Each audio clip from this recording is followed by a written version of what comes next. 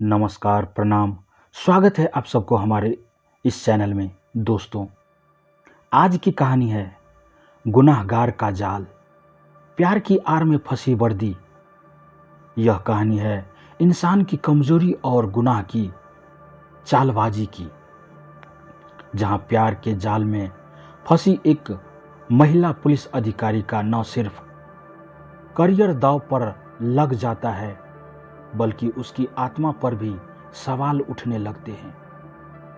वर्दी, जिसे समाज में न्याय और सत्य का प्रतीक माना जाता है, जब अपराध की परछाई में घिरती है तो क्या होता है। कहानी की शुरुआत सपना शर्मा एक ईमानदार और तेज तरार सब इंस्पेक्टर थी। उसकी बहादुरी और कानून के प्रति निष्ठा ने उसे पुलिस विभाग में एक खास पहचान दिलाई थी। सपना छोटे से कस्बे से आई थी और बड़े शहर में तैनात थी। अपराध की जड़ें यहाँ गहरी थी और सपना इसे उखाड़ फेंकने के लिए तैयार थी। एक दिन सपना को सूचना मिली कि शहर में एक ड्रग माफिया का सरगना आदित्य मलिक पुलिस की पकड़ से बाहर रहकर अपना साम्राज्य चला रहा है। सपना को यह केस सौंपा गया। आदित्य के खिलाफ सबूत जुटाना और उसे सलाखों के पीछे ले जाना सपना का मिशन बन गया। आदित्य और सपना का पहली मुलाकात। आदित्य एक शातिर दिमाग वाला तेज तरार अपराधी था। वह अपने अपराधों को छुपाने के लिए हर चालाकी का सहारा लेता था। सपना ने आदित्य की तलाश शुरू की और उसकी गतिविधियों पर नजर रखी। एक दिन सपना और आदित्य आमने सामने हुए। सपना ने उसे गिरफ्तार करने की कोशिश की, लेकिन आदित्य के आदमियों ने उसे बचा लिया। जाते जाते आदित्य ने सपना की आंखों में देखा और कहा, तुम मुझे नहीं पकड़ सकती इंस्पेक्टर, लेकिन तुमने मेरा दिल जरूर पकड़ लिया है। दोनों के बीच प्यार का खेल शुरू।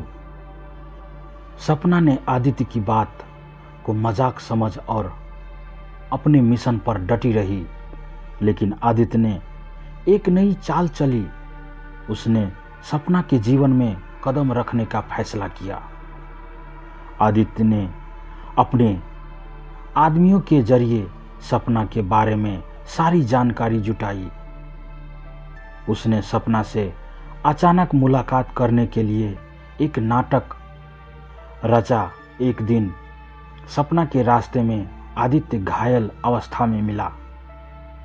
उसने कहा कि उसे अपने ही लोगों ने धोखा दिया है और वह अब अपराध की दुनिया छोड़ना चाहता है। सपना को आदित्य की बातों पर थोड़ा यकीन हुआ, क्योंकि उसने पहली बार एक अपराधी को अपने गुनाहों पर पछताते हुए देखा था। दोनों के बीच रिश्ते की शुरुआत। आदित्य ने सपना के सामने एक नया रूप पेश किया। वह उसके साथ बातचीत करता, अपने दिल की बात बताता और अपनी गलतियों के लिए माफी मांगता। सपना, जो हमेशा से अपराधियों के खिलाफ सख्त थी, पहली बार किसी अपराधी के अंदर इंसानियत देख रही थी। धीरे धीरे आदित्य और सपना के बीच नजदीकियां बढ़ने लगी। सपना को एहसास ही नहीं हुआ कि वह आदित्य के जाल में फंस रही है। सपना के वर्दी और प्यार के बीच संघर्ष। सपना का दिल अब आदित्य की तरफ झुक चुका था, लेकिन उसका दिमाग उसे बार बार याद दिला रहा था कि वह एक अपराधी है। उसने कई बार खुद से सवाल किया, क्या मैं सही कर रही हूँ? क्या यह रिश्ता मेरी वर्दी की मर्यादा के खिलाफ नहीं है? लेकिन आदित्य की मीठी बातों और उसके बदले हुए व्यवहार ने सपना को यकीन दिला दिया कि वह सुधर चुका है। लेकिन सच कुछ और ही था। आदित्य अब सपना के विश्वास के साथ खेल रहा था। उसने सपना से पुलिस के कई गोपनीय दस्तावेज हासिल कर लिए और अपने अपराधी गिरोह को बचाने के लिए उनका इस्तेमाल किया। एक दिन सपना के वरिष्ठ अधिकारी ने उसे बुलाया और कहा, सपना, तुम्हारी हरकतें संदेहजनक लग रही है। हमें पता चला है कि कोई अंदर से हमारे ऑपरेशन की जानकारी लीक कर रही है। सपना के पैरों तले जमीन खिसक गई। उसे आदित्य की असलियत समझ में आने लगी। सपना ने आदित्य को रंगे हाथ पकड़ने की योजना बनाई। उसने एक नकली ऑपरेशन की खबर फैलाकर आदित्य को फंसाने का जाल बिछाया। आदित्य, जो अब तक सपना को बेवकूफ़ बना रहा था, अपने आदमियों के साथ पकड़ा गया। लेकिन उसने सपना के सामने अपने प्यार का ढोंग जारी रखा। उसने कहा, मैं जो कुछ भी किया वह तुम्हारे लिए किया, तुम्हारे पास आने के लिए।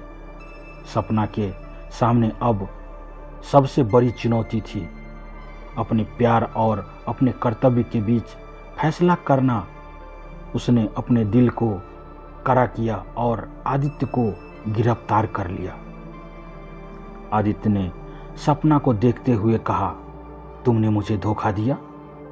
सपना ने जवाब दिया, धोखा तुमने दिया आदित्य, मैं सिर्फ अपने फर्ज को निभाया। आदित्य जेल चला गया और सपना ने खुद को फिर से अपने कर्तव्य में लगा दिया। लेकिन इस घटना ने उसे एक गहरा सबक सिखाया। कभी भी अपने कर्तव्य और अपने विश्वास को किसी भी भावना के आगे कमजोर नहीं पड़ने देना चाहिए। यह कहानी उस संघर्ष की है जहां एक महिला पुलिस अधिकारी ने अपनी भावनाओं पर काबू पाते हुए अपनी वर्दी की गरिमा को बचाया। अपराधी कितना भी चालाक क्यों न हो, न्याय हमेशा जीतता है।